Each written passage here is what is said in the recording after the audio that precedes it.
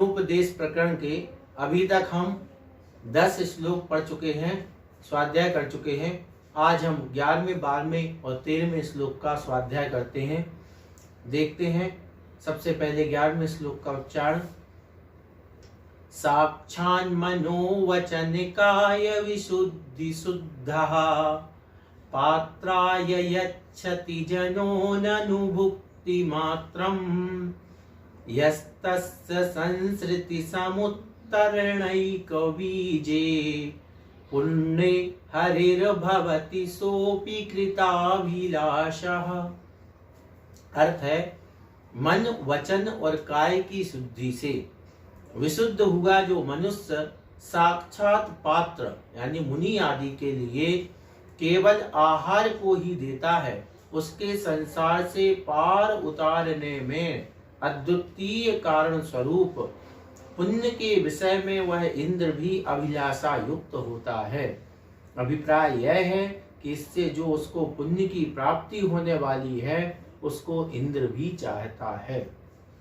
कितनी अच्छी बात कही जा रही है कि यह जो गृहस्थ द्वारा मुनि को आहार दान दिया जाता है, कैसे? मन, वचन और काय की शुद्धि से। शुद्धि की विशुद्धि पूर्वक मन, वचन और काय, अपन बोलते ही हैं मन शुद्धि, वचन शुद्धि, काय शुद्धि, इसकी विशुद्धि पूर्वक ऐसी शुद्धि के साथ मुनि के लिए जो दान दिया जाता है आहार आदि, वह संसार से पार उतरने में अद्वितीय कारण है। यह जीव को कल भी हमने देखा था अपन ने कि कैसे कितने लोग होते हैं जो आहार देते हैं और आहार देने से ही किसी मुनि, साधु, आचार्य से जुड़ जाते हैं और मुनि भी बन जाते हैं और बने हुए अनेक लोग हैं। तो ऐसा जो आहार दान है जो संसार से पार उतरने का अद्वितीय कारण है, अद्वितीय कारण स्वरूप पुण्य का विषय है, वह मतलब अद्वितीय पुण्य को दिलाने वाला है। वह जो आहार दान है वह अद्वितीय पुण्य, इसके जैसा कोई पुण्य नहीं है, इसलिए इसको अद्वितीय पुण्य कहा गया। तभी तो तीर्थंकर का प्रथम पारणा कराने वाला जो भी राजा होता है वह नियम से मोक्ष जाता है। कितनी बड़ी बात होगी कि वह आहार दान की महिमा देखे आप, तो उस महिमा के, इसलिए यहाँ पे कहा इंद्र भी उस पुण्य की यानी उस आहार दान देने की अभिलाषा रखता है। क्योंकि इंद्र आदि जो देवता होते हैं वो आहार दे नहीं सकते मुनि के लिए, लेकिन वे अभिलाषा रखते हैं कि ऐसा अवसर मुझे मिले कि मैं मुनि को आहार दे सकूं। क्यों? क्योंकि यह अद्वितीय पुण्य का कारण है। तो यहाँ पर यह बताया गया है कि इस पुण्य की, किस पुण्य की? जो पुण्य आहार दान से संचित होता है। कैसे आहार दान कैसा है? संसार से पार उतारने के लिए अद्वितीय पुण्य स्वरूप है। और कैसे होता है आहार दान? कैसे दिया जाता है? मन, वचन, काय की शुद्धि पूर्वक। तो ऐसे पुण्य के लिए इंद्र भी अभिलाषा रखता है, अपन कह सकते हैं तरसता है। तो आहार दान की महिमा पूछी जाए, प्रश्न हो आए सामने, आहार दान की क्या महिमा है, तो अपन लिख सकते हैं कि आहार दान के लिए इंद्र भी अभिलाषा रखता है, क्योंकि यह आहार दान संसार से पार उतरने के लिए अद्वितीय पुण्य का कारण है। मतलब ऐसा पुण्य इससे बनता है कि व्यक्ति संसार सागर से पार हो जाता है। और बाकी यह श्लोक सरल है, इसलिए अपन आगे चलते हैं और अब 12वें नंबर का श्लोक दानोपदेश प्रकरण का ही देखते हैं। मोक्षस्य कारणमभिष्टुतमत्र लोके तद्धार्यते मुनिभिरंगबलात् तदन्यात् तद्दीयते च गृहिणा गुरुभक्तिभाजा तस्माद्धृतो गृहीजनेन विमुक्तिमार्गः। कितनी बड़ी बात कही गई। तस्मात् धृतो गृहीजनेन विमुक्ति मार्गा। तस्मात्, इससे कि उससे, किससे? गृहीजनेन विमुक्ति मार्गा धृतो, जो गृहस्थ है उन्होंने मोक्ष मार्ग को धारण कर लिया है गृहस्थ, लेकिन मोक्ष मार्ग को प्राप्त हो गए। कैसे? कि गृहिणा गुरु भक्ति भाजा, जो ग्रस्त हैं और इस दान के फल स्वरूप वे मोक्ष मार्ग को धारण करने वाले हो गए हैं। क्या कहते हैं? लोक में मोक्ष के कारणीभूत जिस रत्नत्रय की स्तुति की जाती है और वह भोजन अतिशय भक्ति से संयुक्त गृहस्थ के द्वारा दिया जाता है, इसी कारण वास्तव में उस मोक्ष मार्ग को गृहस्थ जनों ने ही धारण कर लिया है। क्या मतलब है कि लोक में मोक्ष के कारणभूत, मतलब मोक्ष का कारण क्या है? रत्नत्रय। रत्नत्रय से मोक्ष होता है। और रत्नत्रय की आराधना कैसे हो सकती है, उसकी स्तुति कैसे होती है, मतलब रक्षा कैसे होती है रत्नत्रय की? आहार के कारण। आहार है, अन्न है, तो प्राणों की रक्षा होती है, शरीर की स्थिति होती है। इसलिए इस आहार के कारण रत्नत्रय की स्तुति होती है। और वह भोजन अतिशय भक्ति से, अब वो जो आहार है, भोजन है, वो किसके द्वारा दिया जाता है? अतिशय भक्ति से युक्त गृहस्थ के द्वारा दिया जाता है।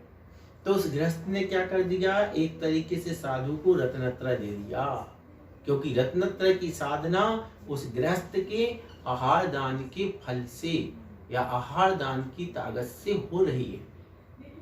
इसलिए इस कारण वास्तव में उस मोक्ष मार्ग को गृहस्थ जनों ने धारण कर रखा है।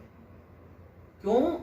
क्योंकि गृहस्थ के आहार के कारण ही तो मुनि जन रत्नत्रय का पालन कर पा रहे हैं। तो जो मुनि जनों ने मोक्ष मार्ग धारण खुद किया है, मोक्ष मार्ग में रत्नत्रय का पालन कर रहे हैं, तो आचार्य कहते हैं एक तरीके से यूं कहा जा सकता है कि इस मोक्ष मार्ग को इन गृहस्थों ने ही धारण कर रखा है। कौन से गृहस्थों ने? कौन से गृहस्थों को ने? चर्चा करने वालों ने नहीं। किसने? जो आहार दान देते हैं मुनियों को, उन गृहस्थों ने मोक्ष मार्ग को धारण कर रखा है। इस प्रकार से इस आहार दान की महिमा चल रही है। इस आहार दान की महिमा मतलब इसके कारण साधुओं का रत्नत्रय जो है वह मतलब पालन भी होता है और बढ़ता भी है, उससे मोक्ष भी होता है। इसलिए इतनी बड़ी बात आचार्य पद्मनंदी महाराज कहते हैं कि मोक्ष मार्ग को ही गृहस्थ ने धारण कर रखा है, मात्र किसकी बदौलत? इस आहार दान की अपेक्षा से। तो यह आहार दान इतना महत्वपूर्ण है और बाकी बिल्कुल सरल है। इसलिए अपन आगे चलते हैं। 13वां श्लोक। नाना गृह व्यतिकरार्जित पाप पुंजहि खंजी कृतानि गृहिणो न तथा वृतानि उच्चहि फलं विदधतीह यथैकतापि प्रीत्याति शुद्ध मनसा कृतपात्र दानम। क्या मतलब हुआ? लोक में अत्यंत विशुद्ध मन वाले गृहस्थ के द्वारा प्रीति पूर्वक पात्र के लिए एक बार भी किया गया दान जैसे उन्नत फल को करता है, वैसे फल को गृह की अनेक झंझटों से उत्पन्न हुए पाप समूहों के द्वारा शक्तिहीन किए गए गृहस्थ के व्रत नहीं करते। क्या मतलब है इसका? कि गृहस्थ है, गृहस्थ कोई व्रत पाले, मान के चलो अष्टमी चतुर्दशी कुछ भी है, XYZ कोई भी व्रतों का पालन करता है, वो व्रत कैसे हैं? बोले शक्तिहीन हो गए हैं। क्यों हो गए हैं? क्योंकि है तो आखिर गृहस्थ, और गृहस्थ है तो वह उसको नहाना है, कुछ भी करना है, चलना फिरना, कपड़े जो भी है, हर चीज हिंसा की क्रियाएं हैं गृहस्थी। अब उससे जो इनसे पाप उत्पन्न होते हैं गृहस्थ की झंझटों से, यहाँ क्या लिखा? गृहस्थ की झंझटों से। तो गृहस्थी की झंझटों से जो पाप हुए उनके कारण उसके व्रत क्या हो जाते हैं? शक्तिहीन हो जाते हैं। व्रत की शक्तिहीन हो जाए। एक मुनि ने उपवास करे और एक गृहस्थ उपवास करे, दोनों में कितना अंतर है? भाई गृहस्थ की कुछ क्रियाएं ऐसी जो करनी है और वो उनमें पाप भी होना है, तो उसका फल क्या हो जाता है? शक्तिहीन हो जाती है। इसलिए गृहस्थी से संबंधित जो झंझटें हैं, जो पाप हैं, उन पाप के कारण व्रतों का उतना फल नहीं मिलता है जितना कि लोक में अत्यंत विशुद्ध मन के गृहस्थ द्वारा एक बार पात्र को आहार देने से मिलता है।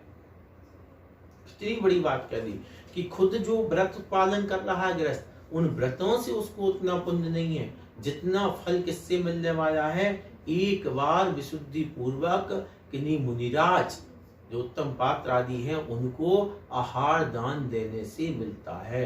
ये आहार दान की महिमा चल रही है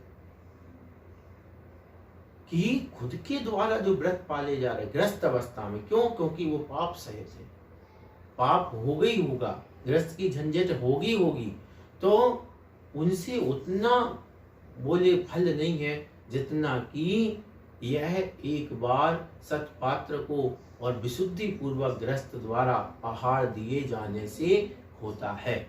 ये जो आहार दान है उसकी महिमा है, बिल्कुल सामान्य विषय है, सरल विषय है, इसलिए हम इसको भी यहीं पर विराम करते हैं।